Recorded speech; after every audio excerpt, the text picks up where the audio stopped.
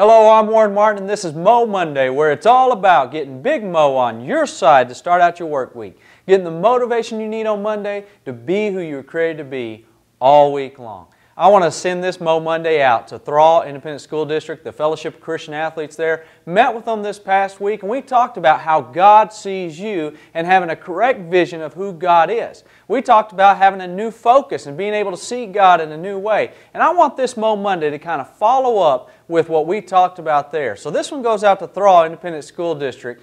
And thank you for having me down there. It's a great time. But what I want to tell you today is I want to tell you a story about Normal Norman Fox. And Normal Norman Fox was an average fox. He was normal, and he spent his entire life in the briar patch. And he would have to chase after smaller animals and scrounge around for food. Well, one day in the spring, he was out looking for food, and he was chasing around. He found these mice, and he started chasing after these mice. And he chased these mice up into the corner, and he got them cornered up against a cliff. And he was just about to eat them and gobble them down.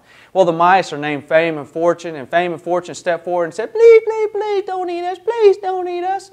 And Normal Norman Fox said, "Well, why wouldn't I eat you? I mean, what reason could you give me for not eating you?" And Fame and Fortune said, well, if you just won't eat us, what we'll do is we'll provide for you. We'll go get your food, and you won't have to do anything. You can just sit there in your foxhole, and we'll bring the food to you, and all you'll have to do is just eat all to your heart's desire, eat until you're content, and you won't have to do a single thing if you'll just let us live. Well, Norman Fox thought, hey, this is a pretty good deal. All I got to do is sit there, and they're going to bring me the food, and if they ever don't bring me the food or they stop, then I'll just eat them. So Norman Fox said, okay, I'll let you live, but don't you miss a single day bringing me my food. Well, all through the spring, they would bring him all the food and everything that he desired.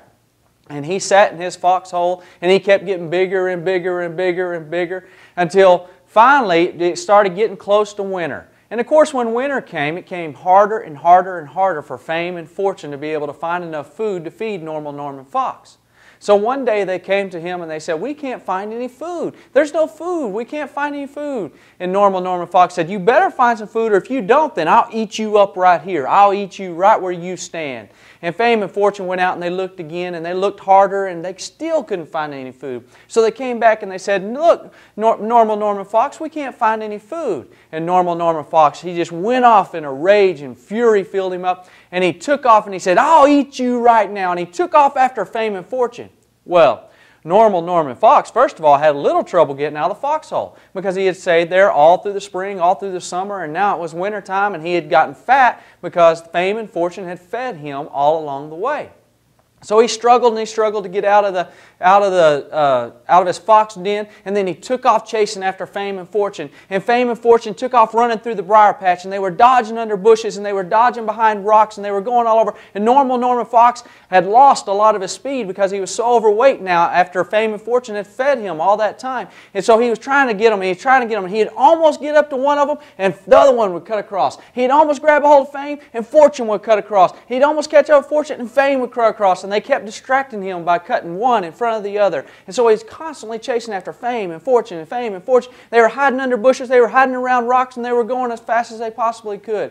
And finally they got to the edge of the briar patch, and they were going to have to cross the highway. And Norman Fox thought, hey, this is my chance. Because when they get on that highway, they can't hide behind any rocks, they can't hide behind any bushes or anything. I can grab them right there. So they're running along, and they come together, and they realize they have nowhere else to go, so they jump up on the road, and they try and cross the road. And Norman Fox thinks, I got you now. And he jumps up on the road, and wham! He's hit by a reality moving van. The point of the story is this: that in your quest, when you're chasing fame and fortune, it's so easy to get distracted.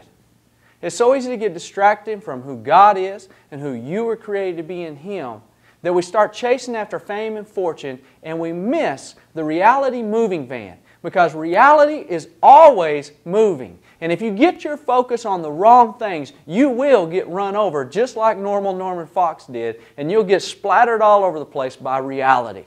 You'll get burned out, spit up, chewed up, spit out, whatever you want to say, you're going to have it done to you because reality is always moving. You've got to be aware as you go forward in life to keep your focus on the right things. Keep your focus on the truth. Keep your focus on who God is and who you were created to be in Him.